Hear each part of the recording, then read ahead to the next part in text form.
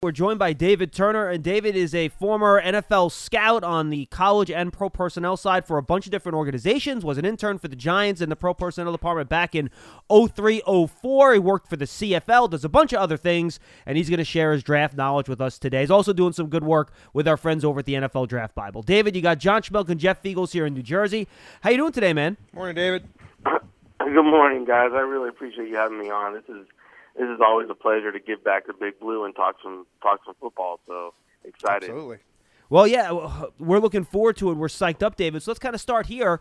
Right after we ended the show on Friday, we had that flurry of trades in the first round with the 49ers moving up, the Dolphins moving back, and then the Dolphins moving back up again with Philadelphia.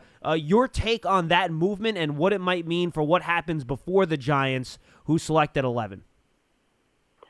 I think it's really telling, and I thought it was really early, so I'm not sure if the Niners just know the Jets aren't going to move out of 2, and they're locked in there. I'm sorry, the Niners know that the Jets aren't moving out of 2 because, to do it this early and tip your hand knowing that you have to get up in front of Atlanta to get the quarterback that you want, I mean, now that makes the number 2 pick very, very valuable. So unless you have confidence they're not going to trade out of there and maybe even do a flip-flop 2 to 4 and let Atlanta come up and get back in front of you, I thought that was a really early move. But, again, Joe Douglas there at the Jets has been doing a great job. He's collected already 10 picks in this year's draft, and it wouldn't be surprising if he moves out of the 2 spot and still gets his guy at 4 or maybe even 8 with the Panthers. It's interesting because, you think about the Jets. Joe Douglas, around here we're kind of we're by all the rumors and we don't hear much about Joe Douglas. He's kind of really kept quiet about what's happening. I think that this is a true sign, in my opinion, what the 49ers did is that they're going to go up to try to get either Mac Jones or Trey Lance. What do you think about that, David? I think it's Trey Lance all day because, I've worked with David Groen, that's the new OC down there in Atlanta. And I've worked with some of these guys, and I think Trey Lance was the guy that they were honing in on, that was the guy that they wanted. And that's why it wouldn't be surprising if they flop at 2 and try to get back up in front of the Niners, because I think Trey Lance is the guy that people want to come out of this draft with. If you wanted Mac Jones, to be frank, you could have got him where they were sitting. I mean, the draft math works out. I've done so many mock drafts and different things that Mac Jones wasn't going to go before where the Niners were sitting. So they had to come up to make a move. Either they were super impressed with Wilson's workout, which I wasn't, but they might have been, they might have met with him the night before and talked to him and said, this is our guy. But Mac Jones, to me, it doesn't make sense to come up that high to go get Mac. All right, I'm going to do a 2-part follow-up because I think you had 2 interesting nuggets there. One, you said you were not impressed with Zach Wilson's workout. I want to know why. And then you said a lot of teams, the guy they want to come out of this draft is Trey Lance. And my follow-up question to that is also, why? Double Y. Yeah, double Y. Y squared. So we're going to 12 personnel set here, double Y. So the first Y is Wilson. If you watch the workout, and again, the NFL Network is just going to show you the highlighted films and stuff, but if you watch the whole workout like I did, the receivers were having to reach for balls, go behind themselves. I mean, they really had to work to make catches, and it wasn't a smooth, even, fluid motion. The workout wasn't great. A lot of balls were being hung up high. To me, I've scouted BYU. I was there when he was a young man. I've never been impressed with him as a leader or even as an individual who can take control of your locker room. So that bothers me. And then when I saw the workout, it didn't wow me. It wasn't like when Drew Brees came out and he was just throwing darts everywhere, or Pat Mahomes came out and there were just darts everywhere. This was a guy that struggled during the workout to make the throws. And his lower body mechanics really, to me, is something that's going to have to get fixed in order for him to be successful at the next level. He drops the ball low to his waist when he's releasing it, which, again, at the next level, he's not going to have time to do that. So some of his mechanical stuff is bothersome to me. There are great coaches out there like a Greg Knapp, I'm sure, would look at him and be like, oh, I can fix that. But as a scout, you don't want to put ingredients in the cupboard for the chef that they need to be fixed, that you want to put the right stuff in the cupboard. So, when I look at him, I'm like, there's much work to be done here with Zach. And the reason why I think Trey Lance is so exciting is his football knowledge, his leadership. Everything that, the intangibles that you can't coach up are there with him already. And then you watch him play. He's athletic. He's got a great release. He's a guy who really seems to have control of the offense. He ran a pro-style offense. And it wasn't his fault that they didn't play as much games this year and stuff, and he had to sit and wait for the draft and all that. So, I think he's really attacked this off-season draft process the right way and answered a lot of questions the right way.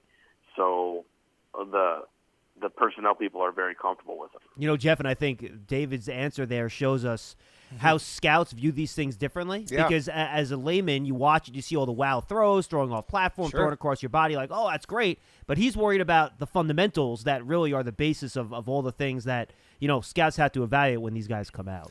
Well, I think that's for all players as far as fundamentals and just the way that they do things. And I think that, what's interesting that David said is that I'm interested to hear your opinion on why a lot of the scouts and the people alike are so infatuated by this Zach Wilson. What is it that these guys are seeing in him that you kind of haven't seen in your analysis?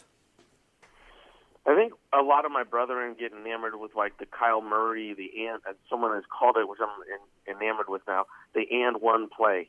It's like, when he breaks the pocket and he can throw downfield, he can make some stuff happen. And they get enamored, like, oh, not everybody can do that. I get that. I get that's exciting. But like we saw when Kyle Murray got hurt this year, he was stuck in the pocket, and now he struggled. And I came up under Ernie Accorsi, right, and Mr. Al Davis, and quarterbacks are meant to be in the pocket and make everything work from the pocket. Now their arms have to work at different levels, and because of the rush, they have to throw from different ways. But it's from that 3x3 foot pocket, and if they can't do it from in there, it doesn't matter what happens outside the pocket. That's the stuff that should be a rarity outside the pocket. When 60 snaps on offense come from inside the pocket, 45 of them are going to be inside there. You have to be able to make the 45 throws or plays from inside the pocket, not rushing, swinging, rolling, all that other stuff. Your general thoughts on Miami trading back up, David. Do you think that there is almost like a mini tier inside that top 10 where it's worth trading a future first-round pick so you can get either a Sewell, a Pitts, or a Chase? Again, this is just assuming those are your top three. Maybe they're not. Maybe it's somebody else. Or do you think it would have made more sense for them to hang back and kind of just wait for whichever one of those playmakers, whether it's a Devontae Smith or a Waddle, would drop to them where they traded back? I think Chris Greer's been doing an excellent job since he's become the general manager. Let me just start there. I agree with you, by the way. I think he's been great. He's like Arnold back in the Mr. Olympia days, flexing on folks. I mean, seriously.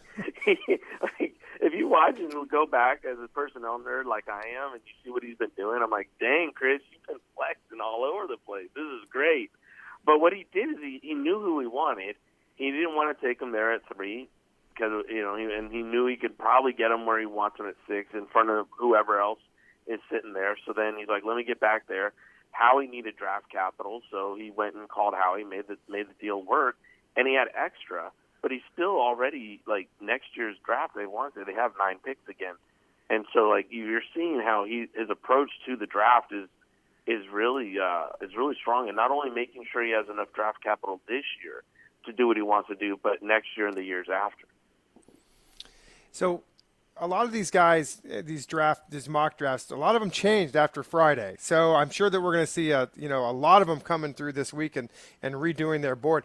Let's kind of move down to the number 11 pick that the Giants are going to have.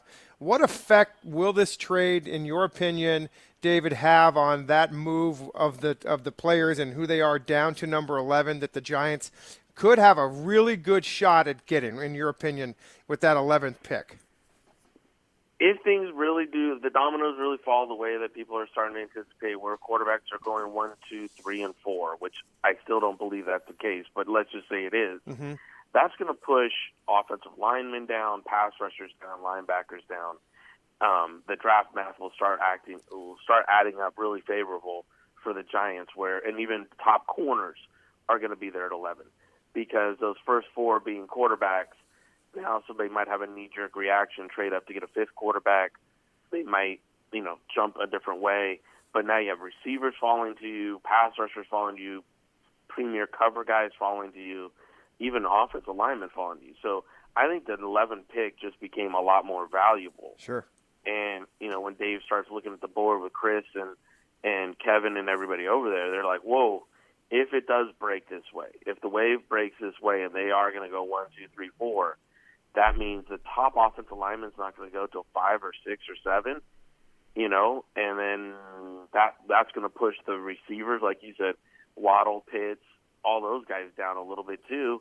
And you got Michael Parsons that's going to get pushed down.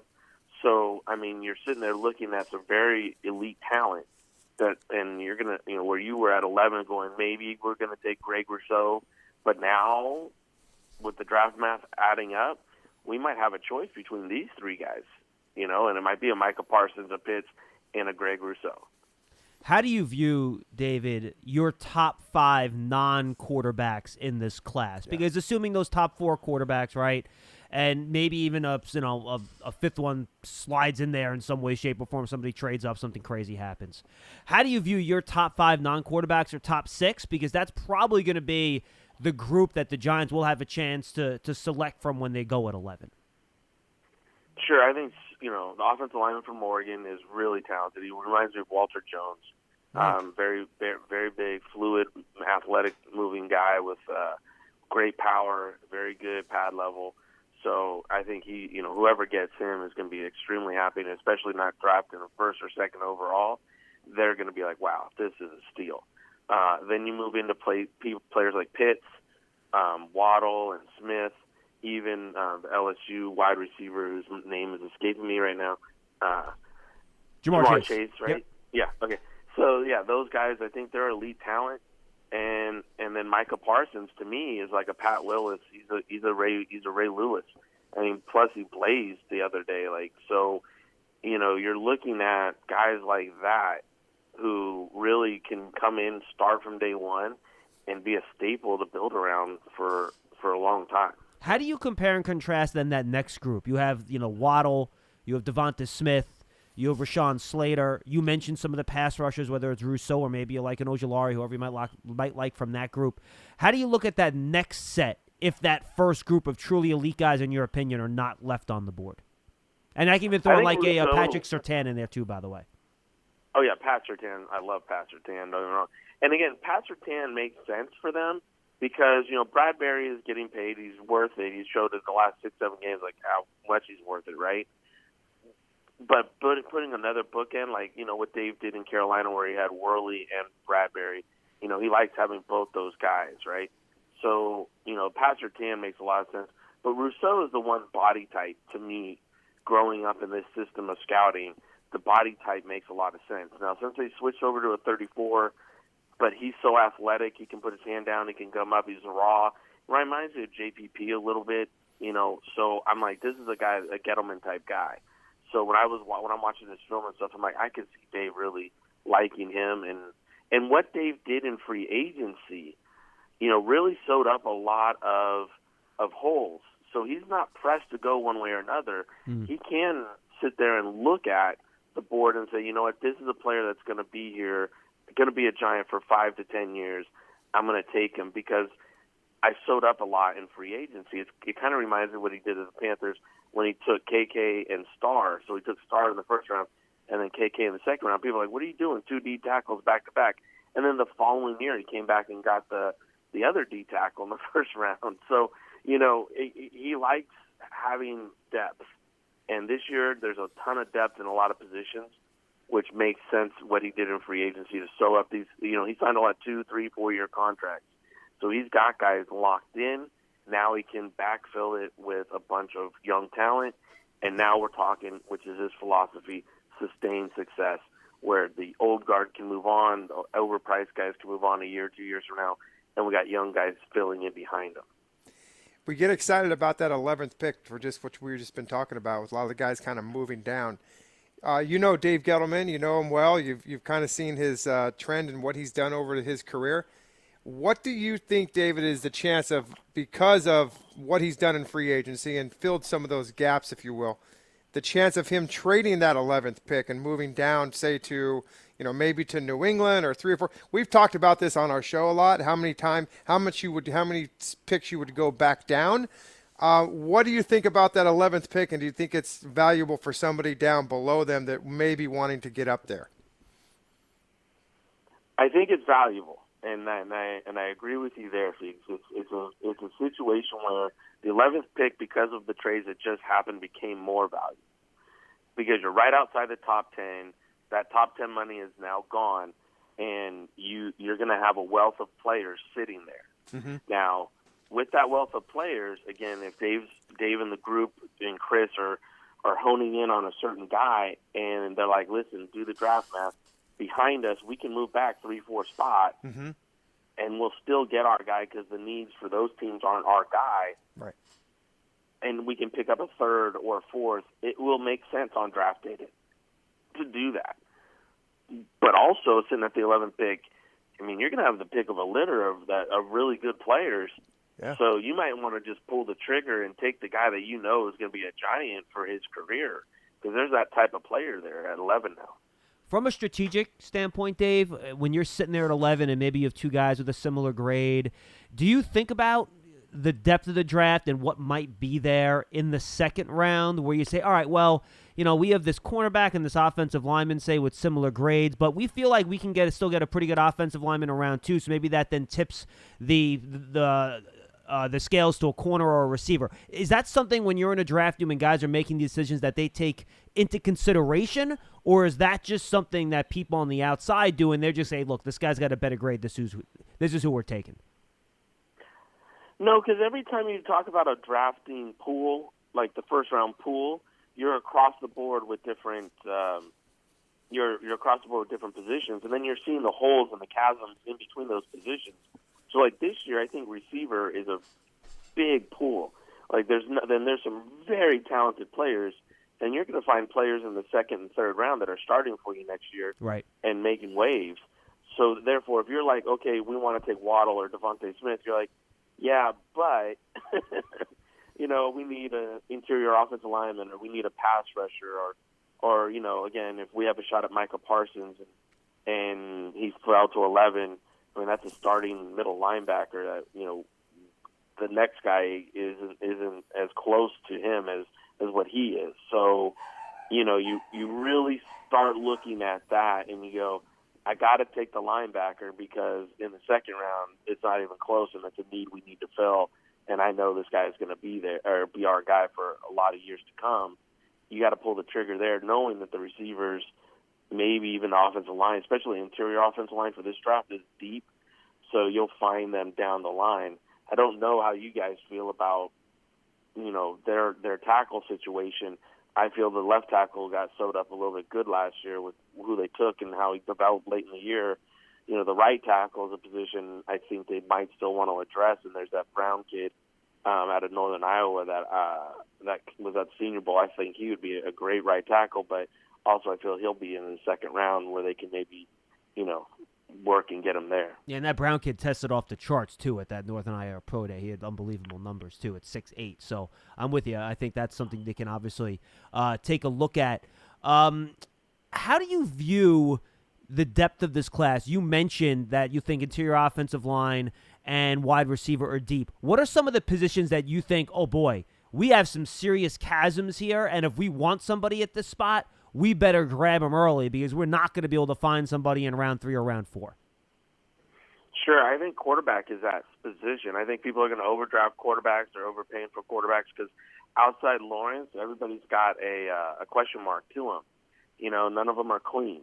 And as much as I like Trey Lance, he's really a one-year starter. Sure. So it's like Bill Walsh has always said, you find a one-year starter, you got to look backwards and figure out why he's a one-year starter in order to, figure out their character, figure out who they are as a person, what you're getting, because that person is not going to change moving forward. They're still going to be the same person.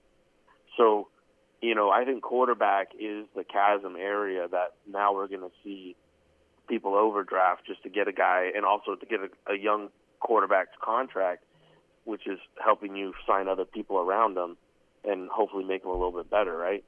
So the other areas I think are inside linebacker. I think there's like 3 of them, and then it drops off pretty significantly. pass rushers, it's going to be a very tailor-made pass rushing crew. Like, are you okay with the 6'2" pass rusher coming off the edge, or do you want the 6'4", 6'3", 6'5" guy? Because there's not a lot of those in this year's draft class. So tailor-made. Which one's going to fit our system? Who's going to fit? And that's where the chasms are going to be created individually across the 32 draft boards. Some people are going to be like, this guy is great. He's going to fit our system. Other guys like, he's a very good player, but he's not fitting our system. So, they're going to have bigger holes in them.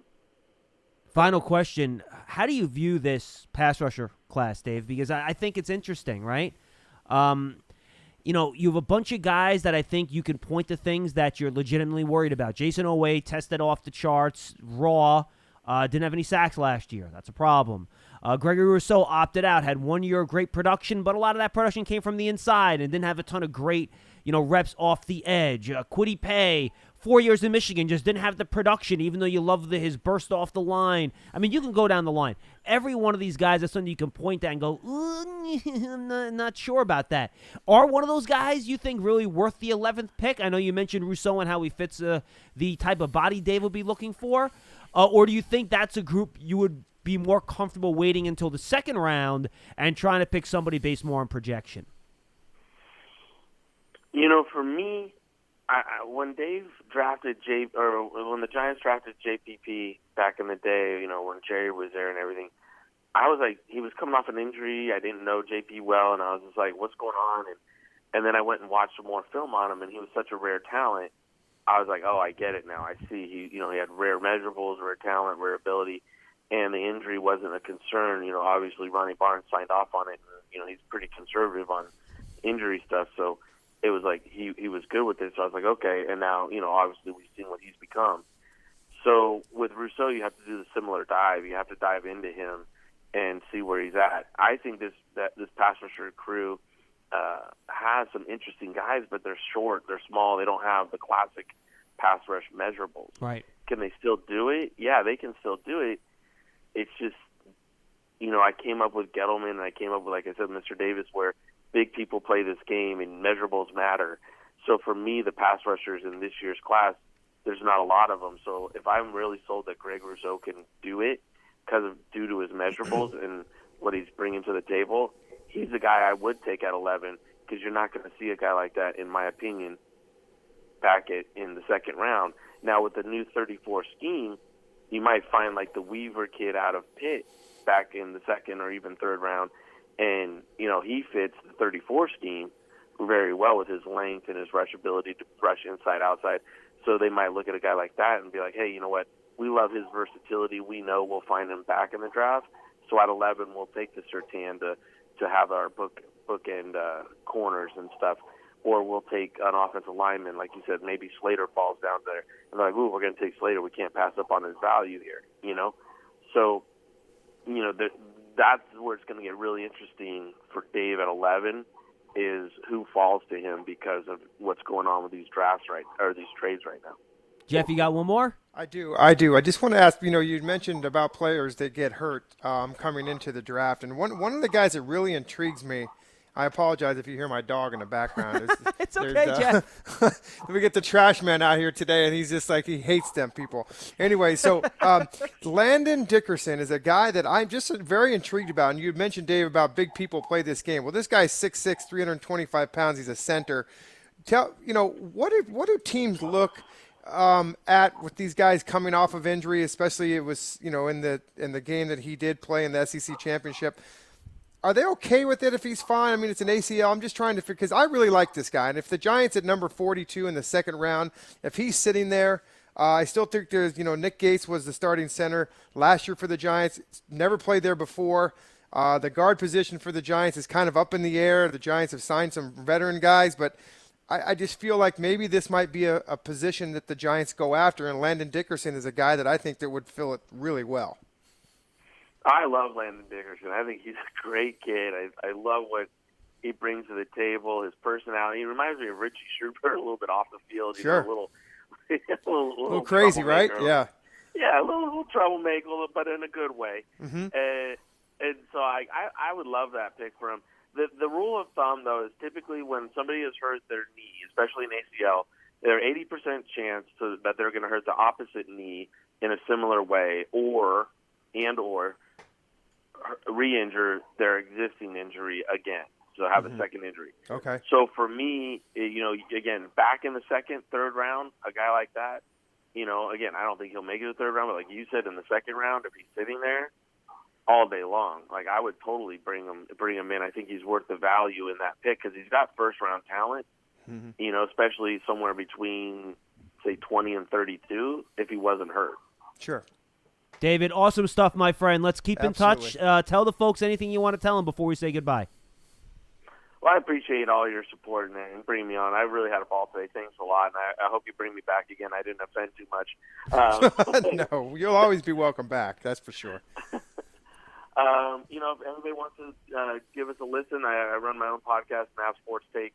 We're on all the podcast networks and everything, and we talk about the business of sports often, talk about the value of picks, value of free agency, how to attack everything together and make sure it works in sync with a plan once you get forward. And we help athletes with interview training and coaches with interview training, different things. I've been able to, over 18, 19-year career now, amass a bunch of wealth of knowledge that I just like to pay back and give back to the people that are going through it, the young men that are trying to get in the business and young women that are trying to get in the business. So anything we can do to help them out, check out MaverickSportsConsulting.com on Mav Sports Take on all the podcast networks, and give us a follow, like, and let us know your opinion on us. David, good stuff, my friend. Let's talk soon, all right, pal? Thank you, David. Thanks, guys.